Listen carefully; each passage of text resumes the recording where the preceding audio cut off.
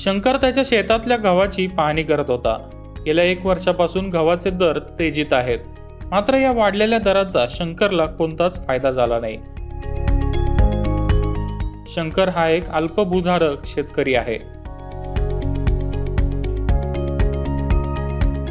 परतीचा पाऊस चांगला झाल्यास घरी खाण्यापुरता तरी गहू पिकतो। खतांचे दर वाढलेत, फवारणी महाग झालीये। या सर्व अडचणींनंतर पाणी आणि वीज मिळाल्यानंतर शेतकऱ्याचे डोळे पावसाकडे असतात। सरकार मोफत धान्य देत असल्याने आतापर्यंत दिलासा मिळालाय। 2 एकर जमिनीतून 7 ते 8 क्विंटल गव्हाचं उत्पादन होतं। मोफत धान्य मिळत असल्यानं शेतातल्या गव्हाची विक्री करून थोडंसं उत्पन्न मिळवता येतं। यंदाच्या अर्थसंकल्पाची शंकर आतुरतेनं वाट पाहतोय। यंदाच्या बजेटमधून नवीन गॅरंटी मिळणार अशी अपेक्षा शंकरला वाटतेय। लोकसभा निवडणुका डोळ्यासमोर ठेवूनच यंदाचा अर्थसंकल्प म्हणजेच लेखानुदान सादर होणार आहे। सरकार केवळ योजनांची घोषणा करणार। निवडून आल्यानंतर सरकार स्थापन झाल्यास योजनांची अंमलबजावणी करणार असं आश्वासन बजेटमधून मिळणार आहे।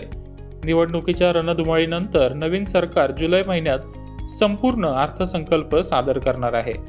शेतात बसल्या बसल्या सरकारने मागच्या अर्थसंकल्पात कोणते आश्वासन दिले होते याबाबत तो विचार करू लागला। 2019च्या निवडणुकीच्या आधी सादर करण्यात आलेल्या बजेटमध्ये सरकारने 6,000 रुपयांच्या शेतकरी सन्मान निधीची घोषणा केली। पहिल्यांदाच सरकारने शेतकऱ्यांना खात्यात पैसे जमा केले। खताचं अनुदान, पीक विम्याची रक्कम, कर्जमाफीच्या गोंधळामुळे अनेक शेतकरी वंचित राहिले। मात्र पंतप्रधान सन्मान योजना ही शेतकऱ्यांसाठी आनंदाची गॅरंटी होती। शंकरला यंदाच्या अर्थसंकल्पातून अशाच 2 गॅरंटी पाहिजेत। एक म्हणजे शेतकरी सन्मान निधीची रक्कम दुप्पट करणे। सध्या महिला शेतकऱ्यांना दुप्पट रक्कम मिळू शकते। दुसरं म्हणजे रोजगार हमी योजनेत निधीची वाढ करणे, त्यामुळे त्याच्या मुलाला आणि सुनेला मनरेगातून वर्षभर काम मिळू शकेल। शंकरच्या कुटुंबासाठी एवढंच शाश्वत उत्पन्न आहे। शंकरसारखे अल्पभूधारक शेतकरी मोदींच्या गॅरंटीची आतुरतेने वाट पाहत आहेत, तर मोठ्या शेतकऱ्यांना कराचं ओझं अंगावर पडू नये एवढीच अपेक्षा आहे।